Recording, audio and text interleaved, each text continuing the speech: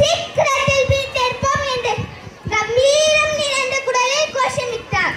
அவருடைய பேச்சு திறமையையும் போர் திறமையையும் கண்டு இஸ்லாமிய மன்னர் ஹைதர் அலி 5000 குடியேற்ற வீரர்களை அனுப்பி வைத்தார். முதலில் பெண்களை போர்க்களத்திலே தேர்ந்தெடுப்பது வேலுநாச்சி அவர்களே சேரும். பிறகு 1780 ஆண்டு போர்க்களம் முழுவதும் அவருடைய பேரால் முழங்கியது.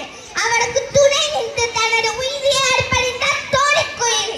இதனால் போரில் வெற்றி உறுதியானது. வெற்றி வெற்றி வெற்றி. அந்த நாளில் வேலுநாச்சியார் ஆங்கிலேயர்களை தோற்கடித்து தனது அரியணையை மீட்டெடுத்தார். நண்பர்களே, நாம் அனைவரும் தைரியமாகவும் நியாயமாகவும் இருக்க வேண்டும் என்று கூறி என்னுடைய நிறைவு செய்கின்றேன். அனைவருக்கும் 79வது சுதந்திர தின நல்வாழ்த்துக்கள். நன்றி.